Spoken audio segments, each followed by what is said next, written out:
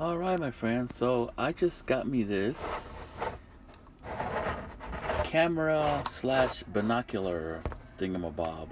So this is the Tasco. I believe it was the 7800. It's got a fixed magnification of 7 power at 20 millimeter objective lens. I guess that would be these here too. And the lens here in the center is going to be for the camera. Now, I have an ad. I believe I showed it in a different video, and I'll show it again later in a different video. But I have an ad for this from the Montgomery Ward catalog 1979, which lists this thing at $199 with a little carrying case, which I do have too, and a specific tripod for this, or a unique tripod, not specifically only for this, but unique for what they're trying to sell it together for another $30. So $199 today equates to almost $900. So this thing was considered to be very expensive. This was for somebody who was serious about taking video or taking pictures with their binoculars. Now, what I first of all, and I wanted to buy it just to check it out to see how good it was. I paid $62 for this thing with shipping. Would I recommend this for anybody who wants to take pictures in with their binoculars? 100% hell no.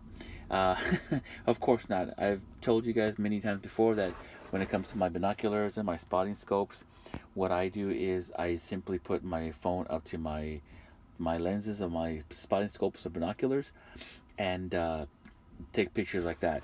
This is going to be film, okay? So this is how you open it.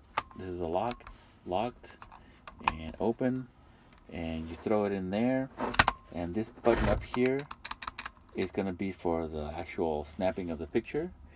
And for those of us that are old enough to remember, this little hole here was for a remote cable. Instead of a Bluetooth, we just had a... Remember, every time you take a picture like this, okay, you push the button.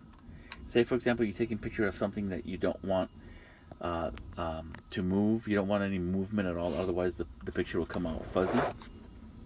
We would attach a cable with a long cord, and away from the actual camera, we would push the cord that pushed the cable, literally pushing the cable all the way through.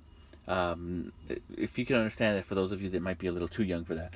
But in any case, if you don't use that remote, you would just push that button for photography. Now, again, another reason why I would never recommend this camera for anybody who would be serious about wanting to take pictures.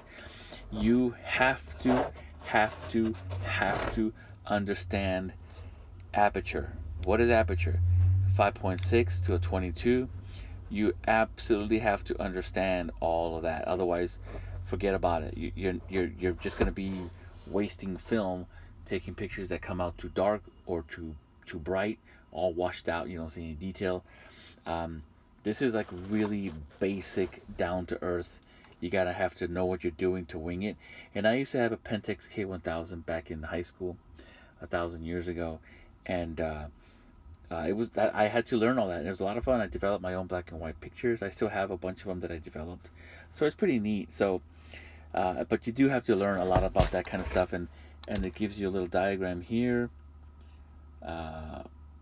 like what kind of film are you using, the ISO, ASA, 400, 200, 800, different numbers. It'll help you out here.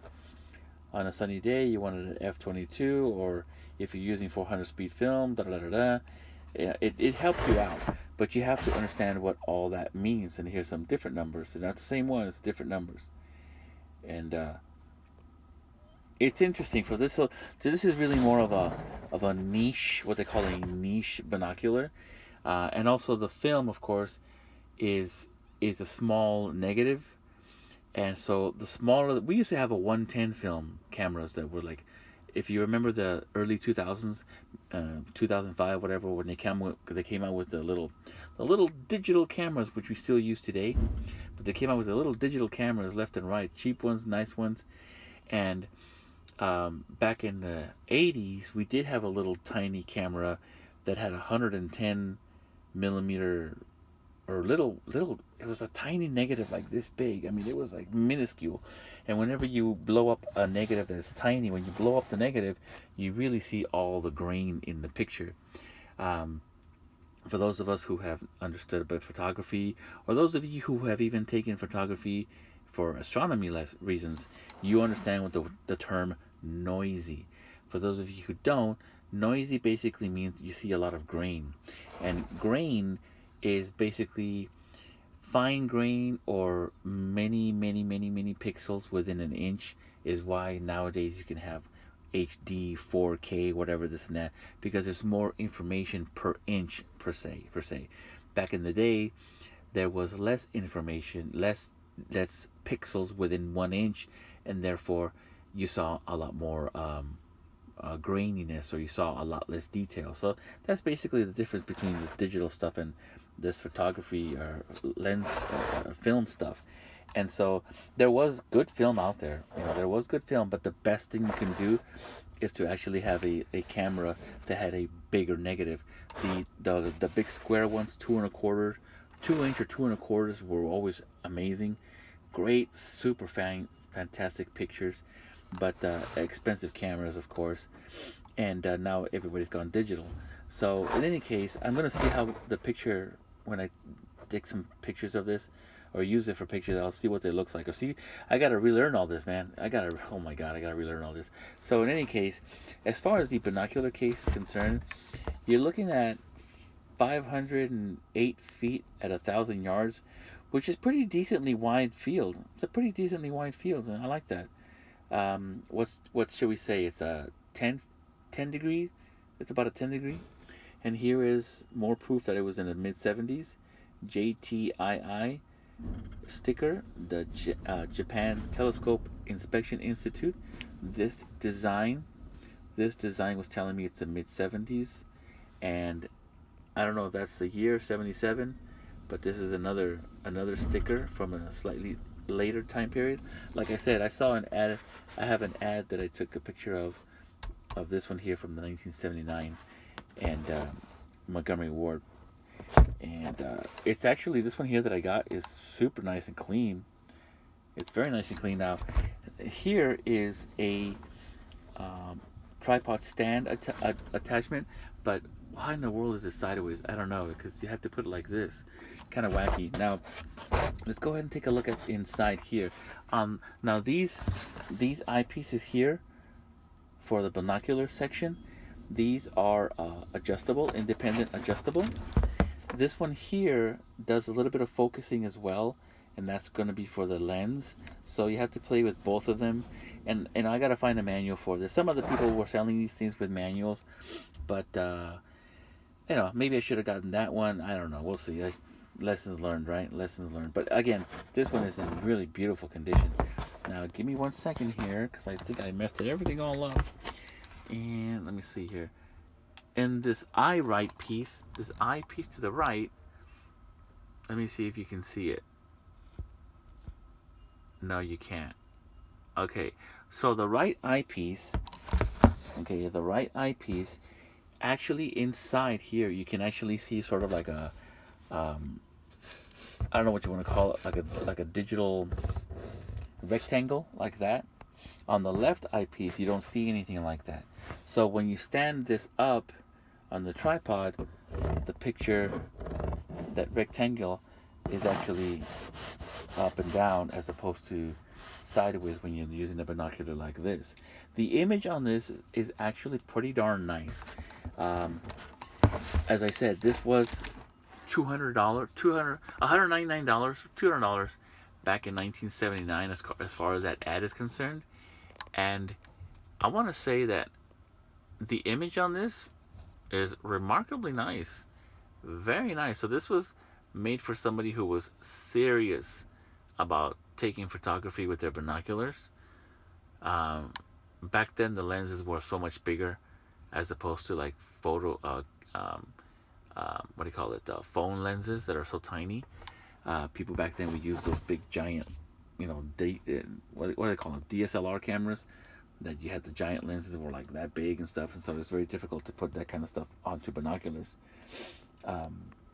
Nowadays people make stuff to accommodate anything, but this of course is movable here. Let's see, watch like this. You see that? The right side doesn't move, the left side is what moves here, the bottom lens. You see that? It's moving. Let me fix it. Okay. So it can adjust to you. Okay. Made in Japan. Very clean, very nice.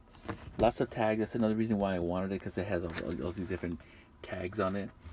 And it's got locking rings on the lens here. And one interesting thing, my friend, one very interesting thing that I found, taking this off, guess what I found? Dun dun dun! Eccentric ring system for collimation. Holy smokes. You see that? Let me give you this. Let me see. I'm trying to get the image here. I'm actually at work right now. Sorry. Okay, you see that slit right there? Okay, kind of hard to see. There's a slit right there in the center, and it's wider there. If you look to the left where that slit is on the lens, and if you look to the right on this side, it's thinner. That's thicker, that's thinner. That's telling me that this is using an eccentric ring system for collimation, which is interesting because I hadn't seen anything. I have several 1970s binoculars, and I hadn't seen this system anymore in the 70s. I saw it in the 60s, which, you know, I've discussed in the 50s and 60s, which I've done videos on my older binoculars. That if you've seen any of those, most of them, pretty much all of them, especially the expensive ones, the Kmart Focal and the Bushnell Ensign, those are cheapy budget binoculars. Those are not using this system. They're using the prism adjustment system. And so very interesting, very high quality, very nice imaging on my binoculars, or with my camera here, looking through it on the image. And very expensive, $199. I believe, like I said, it's about $800, almost $900. So this here is the pouch that it came in. Here's Tasco. Here's another, this logo here, I have it on another binocular, and it's actually the JM, what you see down there, JGMPC is also on this yellow sticker here. And this is a very nicely fancy pants little box. Now this is felt inside here, and this piece, this here is faux leather. This is plastic. Okay, it came with two. As you can see, I've got a buckle here and another buckle here. So one handle on this thing here is actually quite small. And then of course they thankfully the guy did have another one for extension, so this one goes over my shoulder quite perfectly, nice and comfortable. But otherwise the short one that was on here is really just for carrying it in your hand. Very traditional style of riveting one piece for connecting the top and bottom. It's still in great condition. That's another reason why I bought it. The box is in really nice condition. The only thing I wish I had was the manual. Maybe I'll go online or something and look for it. But again, extremely expensive. I'm gonna do some other viewing through it and my phone at a later time, just so we can get a better picture. Because today, as you can see, it's a very ugly day. We should be able to see mountains right there, San Gabriel Mountains, but you can't see squat. San Bernardino Mountains, and we're over here to the right, but you can't see anything today. So we're gonna go ahead and do some videoing of the quality imaging at another time in another video. And as soon as I take some pictures with it, as soon as I remember how to do all this kind of stuff, because I was really good at it, I swear, we'll see what we come up with. I'll try and get some 100 speed film, and we'll see the quality of the print of 100 speed film. And then I'll take a higher speed film, which is like an 800, maybe an 800, or if I can find something higher, and then I'll show you exactly what the heck I'm talking about when it comes to grainy versus non-grainy. And this is not a very large negative. It's smaller than a 35 millimeter negative, which was this very standard at the time, 35 millimeter. So this is smaller, like 110. This is a 110 film, and I'll show you the results later on. I don't know how fast I can do that because I gotta find the film, then I gotta find a place to develop it. It's like holy shit kebabs. But anyway, highly expensive binocular slash camera from the 1970s, late 70s. Oh, and by the way, I believe by 1982 they stopped making these. This is supposedly the 7800, and there was an 8000 series. So they did stop making them by 1984 or before 1984. But in any case, I will show you my results later. But this looks really nice. I'm not sure if I'm going to keep it, but you know, it's very nice. All right, thanks again for watching my videos. We'll catch you at another time, my friends.